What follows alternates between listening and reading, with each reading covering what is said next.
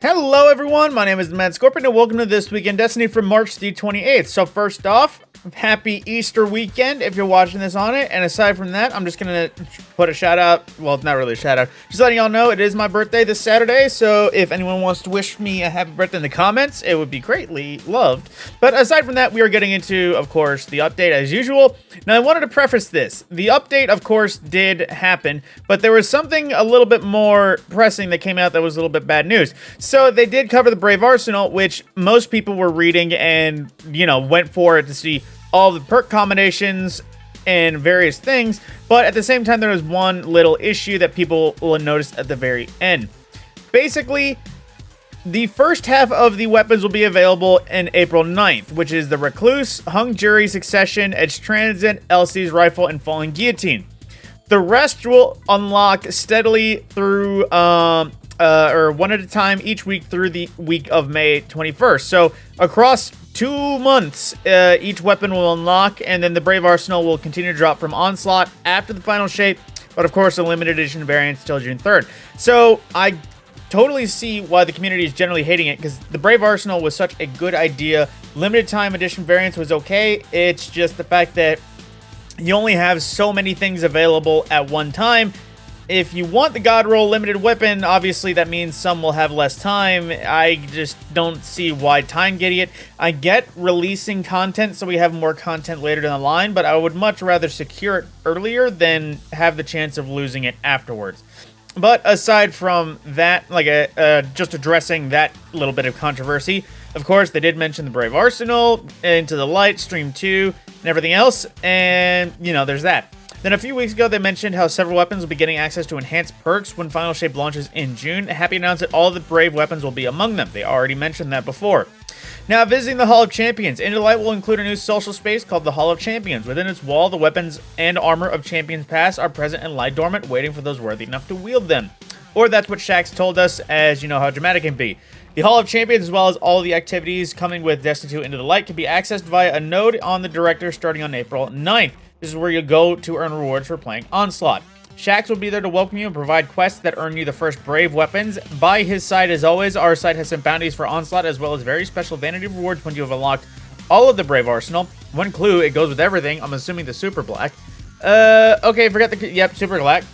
You will increase Shax's height, the new type of reputation linked to playing Onslaught and completing bounties. At the same time, you'll complete ranks and earn the new Trophies of Bravery, which will serve to unlock a very special armor set, one reminiscent of the beginnings of Destiny 2 with the Parade set. Now, you would indeed recognize them a little bit, but also see the upgrade. I'm not gonna lie, it looks solid for being ornamental, but also effective. I had many problems is when they look too good but don't look like armor, but that still kind of covers it. Now, of course, livestream number 3 will happen this up-and-coming Tuesday. Some of the stuff, return of 2 classic exotic missions. I don't know if that means previously happening or something like that. But then a preview of the 3 new PvP maps arriving in May, as well as new PvE challenges called Pantheon and more. Now, I'm going to preface this. If the new maps are maps that returned from Destiny 1, I am not going to be so happy, just because every map they've brought back from Destiny 1 feels too small because it is not set for the same movement sandbox. But aside from that, Guardian has come to the end, and I kind of don't care about anything relating to it anymore because it was rigged as hell. So results. Silver sale. Just one quick reminder, all silver is on sale, 20% discount on the platform store of your choice until April 2nd, so until Into the Light. So, the player support report. Issues with the Riven's Wish tokens. Investigating issue where some players are not able to spend all the Wish tokens available in their inventory. In every instance we observed during an investigation, players already spent the intended 7 total tokens and inadvertently gained or granted an additional token from an earlier week's quest. Players can safely dismantle these extra tokens as all the intended rewards have been claimed. So, fair warning, if you have extra tokens you can't spend, they weren't intended to be given out. Then for Twitch drops, players should ensure they have successfully connected their Twitch and Bungie.net profiles in order to earn rewards from Bungie live streams when Twitch drops are enabled.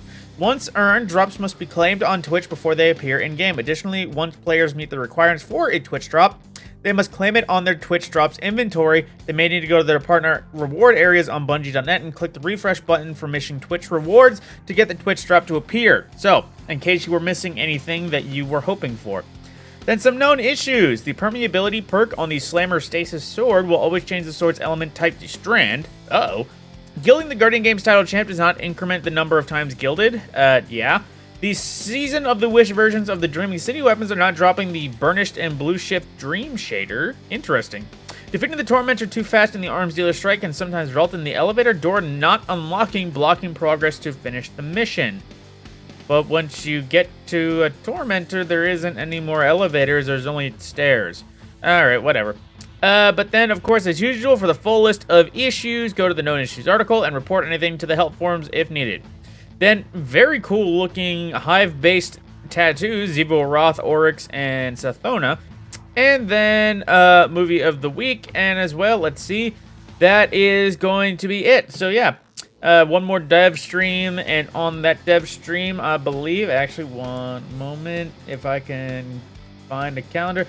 Nope, it's not giving me, so I forget, on the 9th.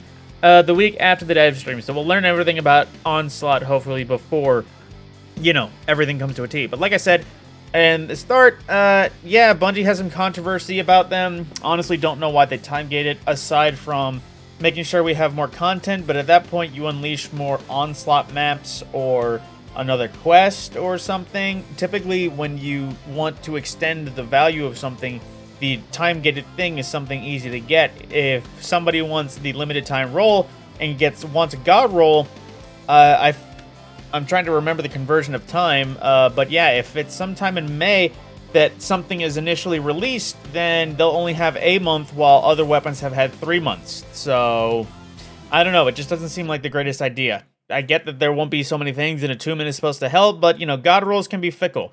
I still haven't gotten that Sacred Providence from Garden of Salvation that I wanted. But aside from that, that is This Week in Destiny. Again, happy Easter, and I shall try to have a happy birthday for y'all, but I will see you in the next video.